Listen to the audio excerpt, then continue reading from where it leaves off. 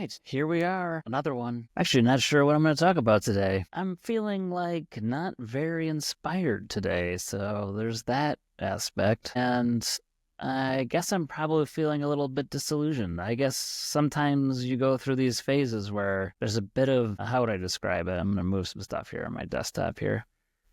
I would say like a burnout maybe, or void, where coming up with content or trying to be coming up with something interesting, or it's sometimes harder than it seems. And also, I don't want to waste people's time, right?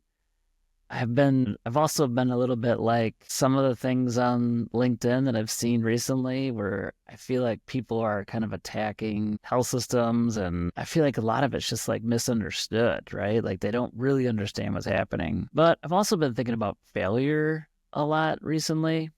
Coming up this Friday, I've got my first RevCycle 101 class, which is a story about failure.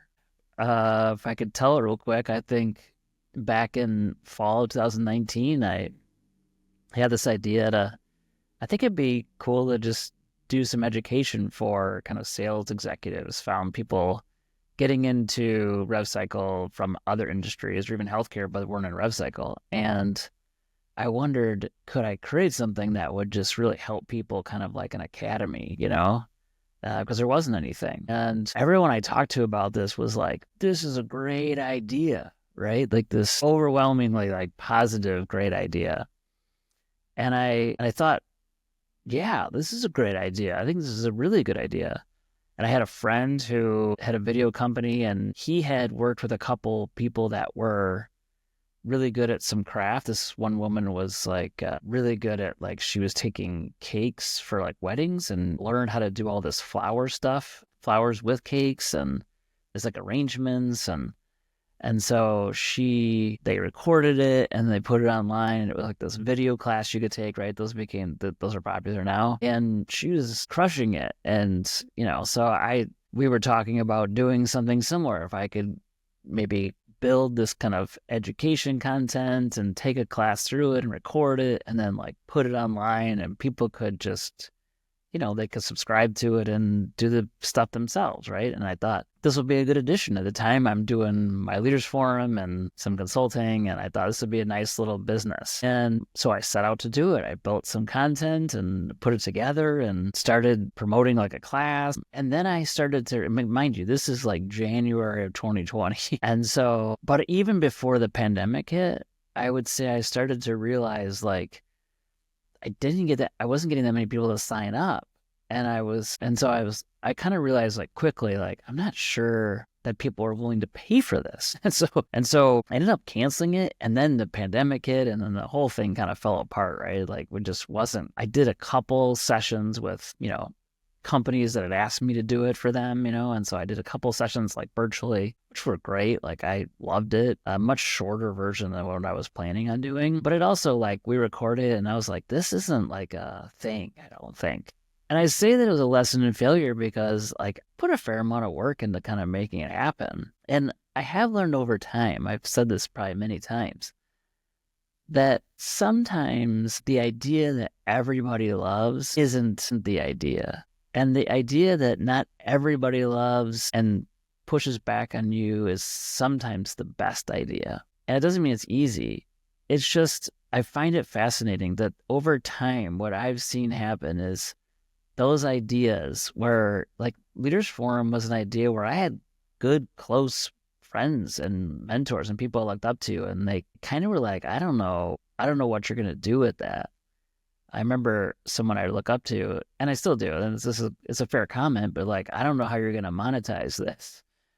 And I was like, I don't know. I mean, at the time I was like, I don't know. I guess I know if I gather people, it's like, there's value. I thought the same thing with Tarpon. Like, if I know community is powerful, and if I can get people in community and they can really engage, like, then there's value there. And I think I'll figure out the rest later. Now, Leaders Forum ended up being one of the best things I ever did in my career. And I still think it is. Like, it's the mission, right? It's gathering people. But out of that, we've tried other things too that didn't work, Like, I had this idea where I was going to do like a mini Leaders Forum, like a at like a Becker's and HFMA events, and we did one, and it was like totally not work.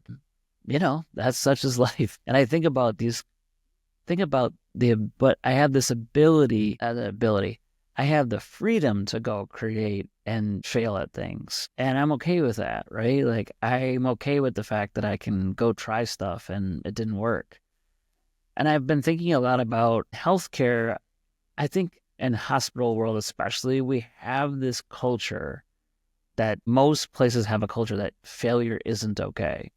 And I do think that comes from like the clinical world, right? Like, there's trials, but it's always very careful. You can't just go out and fail at something, even though it's probably the best way to learn.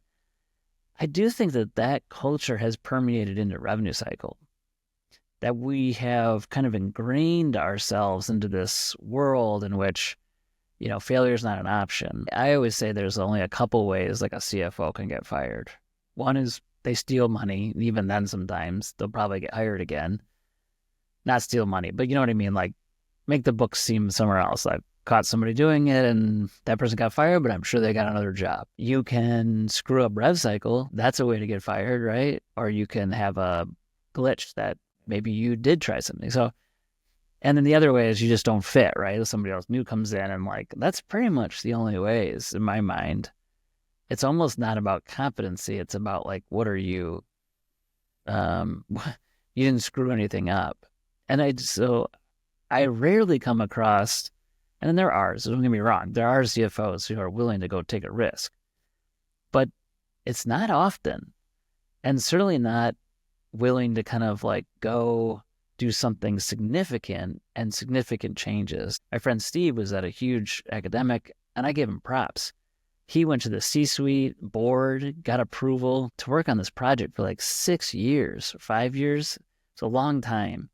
And he had this like, I think somewhat radical idea to the way he was going to segment and revamp RevCycle as a whole. And he asked for a bunch of money to do it. And they gave it to him. And I think that was ambitious. But most places aren't willing to kind of like, A, give a bunch of money towards it, and B, be willing to kind of take the lumps as you go, right? And I do think that seems to be like the thing that holds us back from innovating or risk-taking further. Is this often, unless you have a lot of relational capital built up and you've been in an organization a long time and the CFO's been there and they, you have this trust where you're like, I'm willing to go at risk. It's often like, you can't do what I did with this other thing. You can't take a big leap and fail at it. I don't know. That's what I've been kind of ruminating on this last couple weeks, feeling like there is this hesitation to go take big risks. And I don't know how to get us out of that. It's just an observation. I really don't. I think it takes courageous leadership, but it's also one of those things where it's like, you might have a RevCycle leader who's totally willing to do that and push the envelope. But there's a lot of organizations that don't want that. I was just talking to a friend of mine who is interviewing for a job, and they end up choosing the other person. And he's like, the feedback I got was I was too innovative.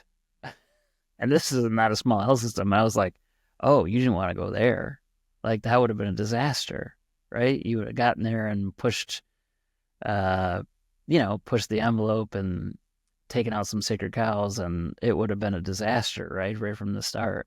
So it was just interesting as I've been reflecting on a lot of changes, a lot of people moving, changing jobs. And my hope is that is a sign of people willing to take risks and push forward and do different things. Yeah, that's my hope. So that's my rant for this week. I don't know if it was a good one. Feeling a little bit like after coming off of a vacation and all those things, and reflecting on my upcoming RevCycle 101 class, which, by the way, full circle, I got 15 people signed up, and we're going to see how it goes. And hopefully it's awesome. And hopefully it adds some value to those people, and we'll see where it goes. But sometimes the timing isn't right either. As, finish that story. The timing maybe it wasn't right. And maybe the timing's right now to do something like that and help people out. So we'll see. Thanks for listening, everybody. We'll be back next week with another one.